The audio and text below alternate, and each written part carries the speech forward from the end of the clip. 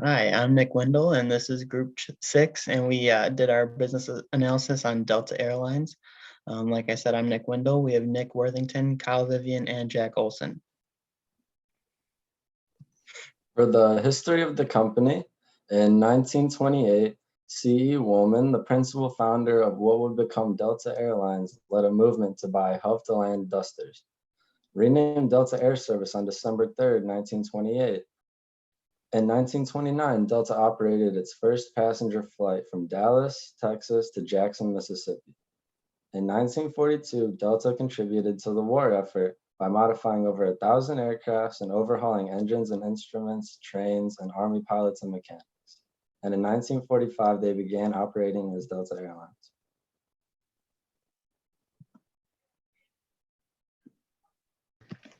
Perfect, Jack. Moving on to the environmental analysis. So there's 4 aspects of the environment around Delta we're going to talk about. The first being competition. So in the airline industry today, there's increased competition because there's more airlines than ever before. And recently we had COVID-19 still going on. And then also social media, people can give feedback way easier than in the past. So one big part of competition is environmental competition. So this year, one thing Delta did is they early this year pledged $1 billion. So over the next 10 years, they're going to try and become the first carbon neutral airline, which would be really cool. So in their 2019 report relating to the environment, they had the most waste in 2019. So that's pretty recent for the report the last year. They had three times they had more than 3 environmental violations twice. They only reached their goal of less than 90 class 1 and 2 spills once. And then last year they had, comparing to the other airlines, they had the second largest revenue, but they also had the largest net loss. Okay, so a little bit more about the airline environmental industry. So in 2008, the airline industry created a global action framework with short, medium, and long-term goals. So short term, they want 1.5 fuel efficiency by 2020. Medium term, they want to stabilize the CO2 emissions at 2020 levels. And then long term, they want CO2 emissions at, I can't see it, there we go. They want them at 2005 levels in 2050. How's Delta doing? They only reach 1.1% fuel efficiency because only the short-term goal is applicable at this point. But not many other companies have reached either. Only Southwest and Hawaiian Airlines have. But still, that's something they can do better with. So now moving on to the economic portion. So this is a direct quote from the Delta CEO, Ed Bastian. Our December quarter results capped the toughest year in Delta's history. I want to thank the Delta people who have risen to the occasion, focusing on delivering results from all of our stakeholders by putting our customers at the center of our recovery. So last year, like for that quarter, 66% decrease in operating revenue, 6.6 billion expenses for COVID. So now looking forward to 2021, they want economic recovery and also keep people safe. But they've also eliminated recently their change or cancel fees from flights originating from North America. So that should help people hopefully want to choose them during the pandemic for that type of security. So now the next aspect would be technology. So the big thing that the airline industry as a whole, like every single airline is focusing on trying to make their new technology better for the environment. So Delta is retiring old planes, trying to replace them with newer models that are more fuel efficient, hopefully up to 25% or more.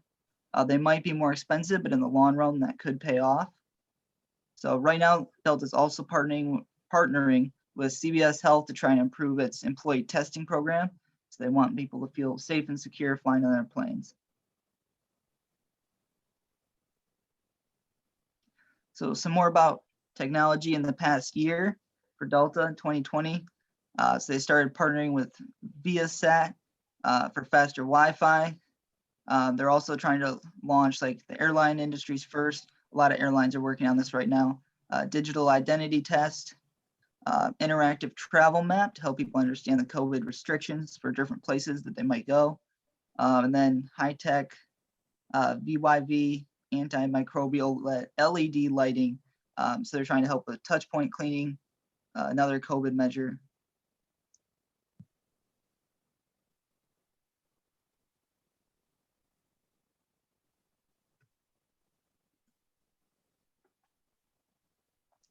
Okay, so the last aspect would be sociocultural. So one cool thing is their recycle program has allowed them to build 12 homes. That's partnering with Habitat for Humanity. And then another part of the sociocultural is like this year there's been a huge spotlight on racial issues. So what's Delta been doing? Well, they're trying to double the amount of Black officers and directors and increase the number of minority and women officers. They're partnering with Women's Business Enterprise National Council to sponsor Women of Color Initiative each year. There's a Habitat for Humanity picture. Doing that. And then back to that, they're also donating 50 million Sky bonus points to diverse organizations, partnering with 110 and Operation Hope, and they're trying to create more Black jobs and support more Black businesses through both of those. And then they also want initiative and inclusion training for all their employees, just so everyone is hopefully more aware of everything that's been going on.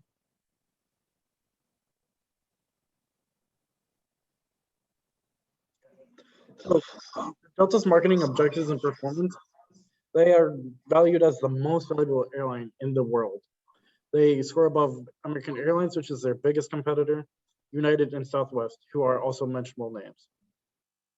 Some of the awards that they have received is Best North American Airline in 2019. They've received the third most innovative brand overall by BizBash, not just airlines, but the brand. They also carried the gold medal overall US carrier for the airline category.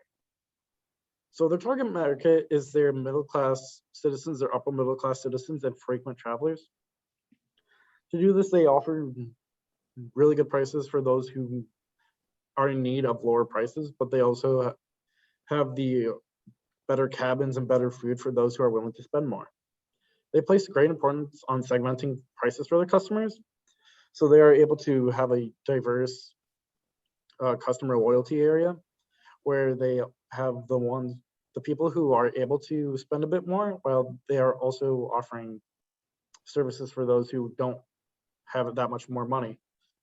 Safety, they are still the strictest they still have the strictest COVID regulations to date right now for airlines. They still have limited flights, they still have limited seating for those flights, and they are making sure that people are spaced apart properly. They're also reducing their carbon footprint, which is extremely important, like Nick was saying earlier. So marketing banks. They offer different travel lengths. They offer in different cabin arrangements for those travel lengths. So you're going to be offered a more comfy and luxurious area for the international flights than the national ones. So for the international, you have those quality luxurious arrangements where you are going to get the better food prepared by actual chefs. You're going to be getting those suites and those flights that have the better quality seats and all this.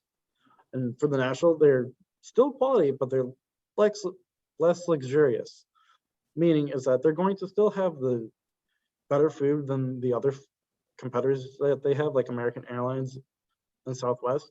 However, it's not going to be as good as their international flights, which that mainly comes down to a time difference. So once again, their food arrangements vary based on their flight. So once again, they'll have proper chefs for those long flights that are 16 hours or more. Then they're going to have cheaper, but still quality ingredients and meals prepared for those who are in just the national flights. So their entire goal is to base themselves off their customer satisfaction, which brings us to the same flight campaign where they are showing that they are still the same flight that they've always been, but they are trying to bring everyone together. So their strength, this is Nick. So moving on to the SWOT analysis, we're going to start with their strengths. Delta is currently focusing on 3 areas. That is their carbon reduction, carbon removal, and stakeholder engagement. They're doing this by building a more efficient fleet. They're going to retire over 200 aircrafts and make those aircrafts that they're replacing 25% more fuel efficient. They're doing also reducing emissions through carbon offsets. Carbon offsets reduce the amount of CO2 in the atmosphere. Delta is addressing 13 million metric tons of its carbon dioxide emissions from March 1st to December 31st, 2020 through verified offsets. Some of their weaknesses right now, they're very dependent on the North American market. They focus mainly on the market, the American market when they are a global company, so that is a defect. You want to have a better stronghold in different countries as if you are a global airline, which they are. And then the A220s, that's a current aircraft that has multiple defects and has had forced landings on multiple occasions. Some opportunities that they have as innovation in sustainable aircraft carriers, making different efforts to innovate more sustainable aircrafts, maybe even using electric or solar power. Also gaining a bigger market in other countries, building a more respected company outside of North America, while allowing them to become more powerful with different footholds in different nations. Some of their current threats are obviously competitors. Other air travel competitors are eating up other nations' markets, while Delta has not really put a foothold in like the European market. Coronavirus, as it is right now, the pandemic had caused their stocks to crash, and people are heavily affected by not being able to travel, and obviously the revenues went down with that. Also, that plays into the security. A lot of people don't feel safe on planes, so they take other means of transportation instead of aircrafts. This also takes away a lot of business from their company. All right, moving on to the case study. Delta vs. American Airlines. So American Airlines is Delta's biggest rival, although they're rivals with some other airline industries as well. So a little bit of background about American Airlines. American has been flying since 1926, and then they went global in 1940s. They're the oldest airline in the U.S. Recently, not like recently last year, but like recently within the last like 10 years, American was looking at bankruptcy, but they merged with U.S. Airways, and that created at the time what was the largest airline in the world. So looking for Delta, this means that like their biggest rival is back in the game, doing well. So they need to make sure that they're doing well as well. Okay, so COVID-19, how has this affected these two? So American had 73% less flights and 80% less seat miles. That was back in May last year. So they've still been struggling just like Delta. And then American Airlines just announced they were limiting flights to South America because COVID-19 has been really bad in South America as of late.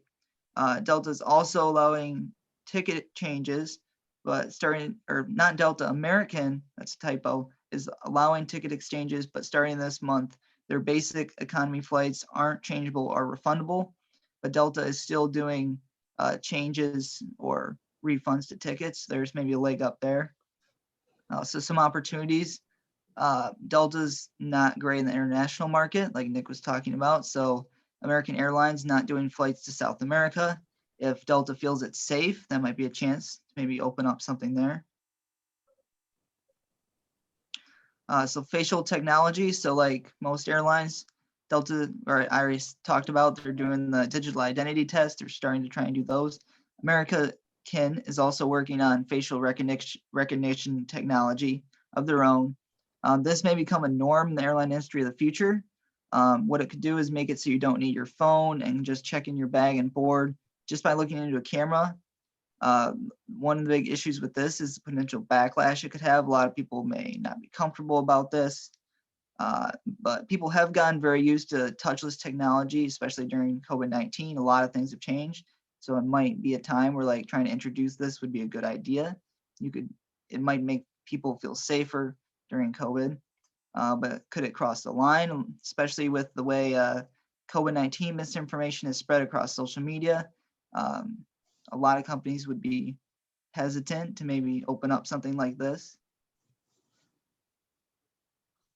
Now looking at these two with the environment. So American also wants to cut their CO2 emissions, and they're also replacing older planes with newer models. So American's done about 500 newer model replacements since 2013. For example, replacing Boeing 767s with 787s. They want 50% emission reduction by 2050. Delta's trying to become a carbon neutral airline. So is it maybe American, their goals may be more realistic, or can Delta actually achieve their goal? If they can, I think that would be a huge leg up for them.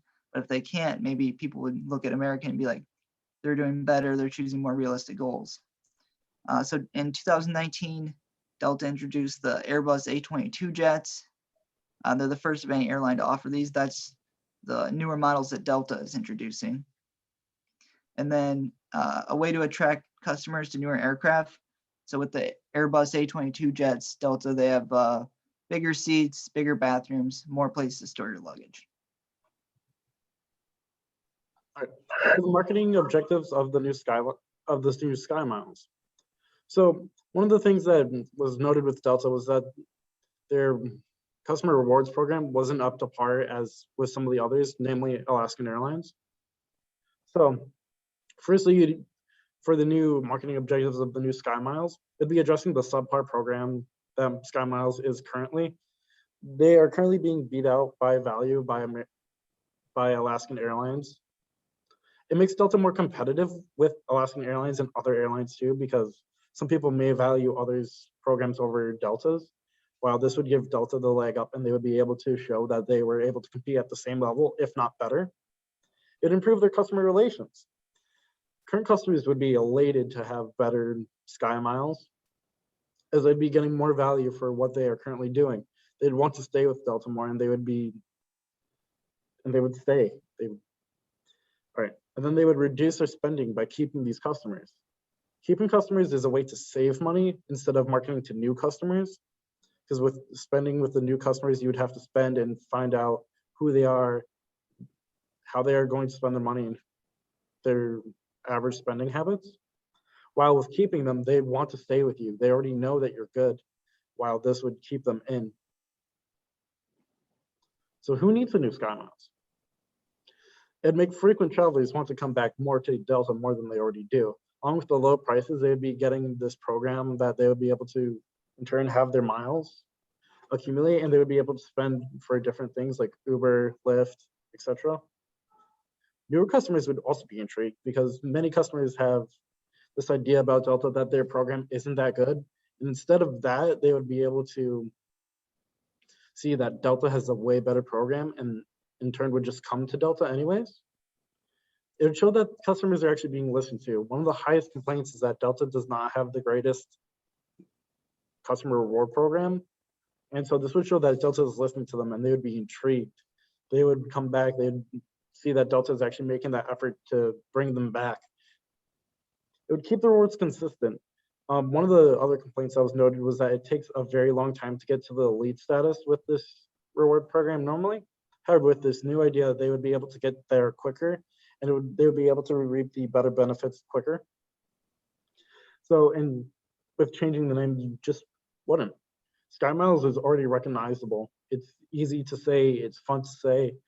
It would just keep the brand the same. It would be still Delta. You're not changing Delta. So implementing. So first, you would have to record the information from the old site with clicks and time. So how much time was spent on each page? How many clicks per page were there? So after that, you would send out a message about the server being down. So that way people could be wary, and if they didn't want to travel at that time because their miles wouldn't be available, they would be able to. And with that message, you would release a time for the server being down. This would show customers that this is the exact time, and then they would be able to avoid that time if they wanted to do so, or they could plan ahead for it. Another thing, along with the message, you would send out a code to keep rewards available for customers. This would enable customers to be able to use those miles and redeem them. And this would keep customer relations friendly because people would still be able to use it. If they weren't comfortable with the code, they wouldn't have to use it. They would just be able to make sure that they could travel if they needed to, and if something important came up, they would be able to get there right away. So the new site would have to be overall user-friendly. Currently, it's very friendly, but if you make it even more so, more customers would be willing to spend more time on it. They'd become less frustrated with it. They would be able to work with it more. And so to monitor the new site's improvement over the span of a few months, you would once again record the clicks and the time viewed. If there's more time viewed, it'd be deemed successful. If there's more clicks per page, it'd be deemed successful. If there were more purchases being made, that'd be more successful. Overall, the site would have to accumulate over time for those few months to see if it was successful, which may be a drawback, but overall it would benefit the company greatly.